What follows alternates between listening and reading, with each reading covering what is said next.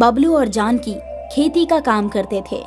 दोनों के खेत काफी बड़े थे और कई मजदूर उनके खेतों में काम किया करते थे। अरे खाला, आपकी तो तबीयत नासाज लग रही है, आप घर जाकर आराम फरमाइए। अगर मैं आराम फरमाऊंगी तो पैसे कहाँ से आएंगे? मेरे घर में कमाने वाली मैं अकेली हूँ बेटा। अपने पोता पोती को भूखा थोड़ी रख सकती हूँ। आपकी परेशानी मैं समझ रहा हूँ खाला, आप आराम फरमाइए, आपको आपकी मजदूरी मिल जाएगी। शुक्रिया, तू फरिश्ता है बबलू। तूने इस ज़ईफ़ा की परेशानी समझी। तू बहुत अच्छा है। ऊपर वाला तुझे बरकत दे। वो ज़ईफ़ा खातून दुआए खैर देकर जा ही रही थी कि जानकी उसके सामने आ गई। अम्मा, ये लीजिए आज का खाना, और जब तक आपकी तबीयत बिल्कुल दुरुस्त नहीं हो जाती मैं खुद आपके घर खाना दे दिया करूंगी। तेरा ये एहसान कैसे चुकाऊंगी? एहसान कैसा? मिट्टी में काम करने वाले किसान के खानदान को खाना ना मिले, ये तो नाइंसाफी है ना। मैं तो बस इंसाफ कर रही हूँ। तुम दोनों मेरे लिए शिव पार्वती की तरह हो। ऊपर वाला तुम्हें हमेशा खुश रखे। जानकी बहुत दरियादिल थी।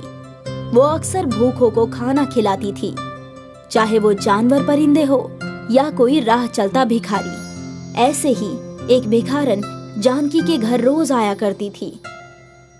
अरे बेटी, क्या आज तू मुझे खाना नहीं खिलाएगी? अम्मा, कभी ऐसा हुआ है क्या? आपको खिलाए बगैर मैं खुद भी नहीं खाती। जानकी ने उस भिखारन को खाना बांधकर दे दिया।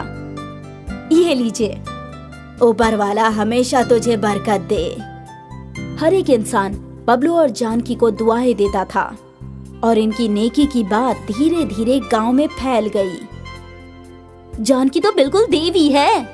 सुना है वो किसी को भूखा नहीं भेजती। हाँ, हकीकी अनाज की देवी है वो। और ख्वातीनों की ये बातें ठकुराइन के कानों में पड़ी। अरे बिजली, आजकल मुझसे ज्यादा गांव वाले इस जानकी का जिक्र कर रहे हैं। आखिर क्या खास है उसमें? मालकिन, सुना है वो बहुत अच्छी है। गरीबों की खिदमत करती है, भूखों को खाना खिलाती है, किसी को भूखा नहीं रखती। बस बस, मैंने तुझे उसकी तारीफ करने को नहीं कहा। माजरत चाहूंगी, अब जो सुना वो बता दिया। अगर ऐसा चलता रहा तो लोग मुझे भूल ही जाएंगे। मुझे जल्द ही कुछ करना होगा। लेकिन आप क्या करेंगी? देखती जा। ठकुराइन अपनी नौकरानी के साथ बबलू और जानकी के खेत में पहुंची। अरे ठकुराइन, आप आइए, तशरीफ लाइए।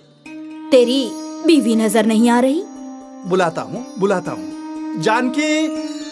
जानकी खेतों के बीच से ठकुराइन के पास आई। तो तू है जानकी?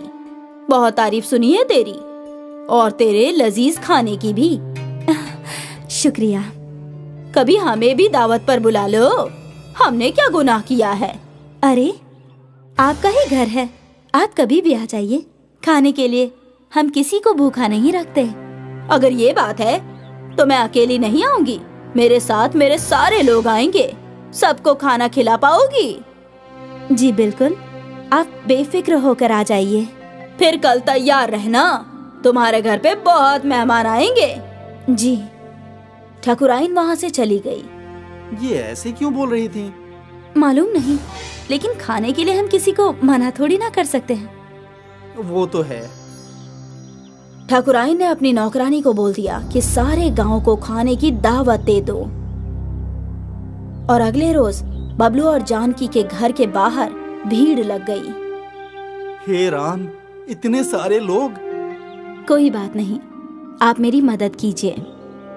दोनों ने मिलकर खाना बनाना शुरू कर दिया। वो जैसे जैसे खाना बनाते जा रहे थे वैसे वैसे खाना खत्म होता जा रहा था। कई घंटे बीत गए, लेकिन लोगों की भीड़ कम ही नहीं हो रही थी। इस बार तो ठकुराइन ने हमें मुसीबत में डाल दिया। कोई बात नहीं, ऊपर वाला है ना, वो हमारी मदद जरूर करेगा। देखते ही देखते अनाज की बोरियां खत्म हो गई। मैं और अनाज लेकर आता हूँ। जी। बबलू नई बोरी लेकर आया। ये आखिरी बोरी है। इस बार लगता है हम सबको खाना नहीं खिला पाएंगे। हो जाएगा। जानकी ने आखिरी बोरी का अनाज भी बनाना शुरू कर दिया। ये आखिरी लोग हैं। लगता है सब निपट गए। इस बार ऊपर वाले ने हमें बचा लिया। बिल्कुल। बबलू ने सारा अनाज लोगों को परोस दिया, लेकिन दोनों के जहन से निकल गया कि ठकुराइन अभी भी बाकी है। जब अनाज खत्म हो गया तो ठकुराइन की नौकरानी ठकुराइन के पास गई। मालकिन, सारा अनाज खत्म हो गया है। अब आएगा ना मजा। चलो चलते हैं। और अब जानकी के दरवाजे पर ठकुराइन पहुंची। मुझे आने में देर तो नहीं हुई ना? ठकुराइन को देखकर जानकी और बबलू हड़बड़ा गए। उन्हें समझ में नहीं आ रहा था कि अब वो लोग क्या करें। घर आए मेहमान को बिना खाना खिलाए कैसे भेज सकते हैं। आप बैठिए ना, मैं आपके लिए खाना लाती हूँ।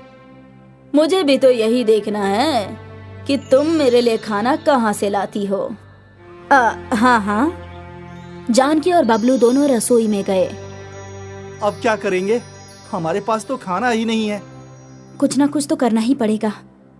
तभी खिड़की पर वही रोज वाली भिखारन आती है। क्या हुआ बेटी, आज तू इतनी परेशान क्यों है? अब क्या बताऊं अम्मा, ठकुराइन खाने का इंतजार कर रही है और हांडी में कुछ भी नहीं है। अच्छे से देख, कुछ तो होगा ही हांडी में। नहीं है अम्मा। तो देख तो। जानकी ने जब हांडी का ढक्कन उठाकर देखा तो पूरी हांडी खाने से भरी हुई थी। हे भगवान, ये कैसे हुआ? अम्मा, मैंने कहा था ना, अब मुझे भी कुछ खाने को दे दे। जी बिल्कुल। जानकी ने ज़ईफा भिखारन के लिए खाना बांध दिया। ये लीजिए, तेरी हांडी कभी खाली नहीं रहेगी बेटी। तूने इतनों को खिलाया है, अब वो ऊपर वाला तुझे खिलाएगा। खुश रह, हमेशा खुश रह। ज़ईफा भिखारन खाना लेकर चली गई। फिर जानकी ने ठकुराइन के लिए खाना परोसा। जब ठकुराइन के सामने खाने की प्लेट आई तो वो हैरान रह गई। तूने तो कहा था कि खाना खत्म हो गया है। मैंने खुद अपनी आंखों से देखा था मालकिन।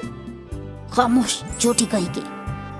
ठकुराइन और उसकी नौकरानी ने चुपचाप खाना खाया। अरे, आपने तो कुछ खाया ही नहीं। कहीं आप ये तो नहीं सोच रहे कि हमारा खाना खत्म हो गया? फिक्र मत कीजिए, हमारे पास बहुत खाना है। आप और मेहमानों को भी भेज सकती हैं। ये सब सुनकर ठकुराइन का मुंह छोटा हो गया था। उसे समझ नहीं आ रहा था कि वो क्या बोले, तो उसने खाने की तारीफ की। खाना बेहद जायकेदार था, और फिर वहां से चली गई। सब कुछ हो जाने के बाद खाना तो खत्म हो गया था, तो फिर से कैसे आ गया? ऊपर वाले के करम से बूढ़ी अम्मा ने मुझे बरकत दी है कि हमारी हांडी कभी खाली नहीं रहेगी। ये बोलते बोलते जानकी ने हांडी का ढक्कन हटाया तो वो वापस खाने से भरा हुआ था। कमाल है, अब हम हर किसी की मदद कर सकते हैं। अब कोई भूखा नहीं रहेगा। बिल्कुल, शायद इसीलिए हमें ये बरकत मिली, ताकि हम भूखों का पेट भर सके।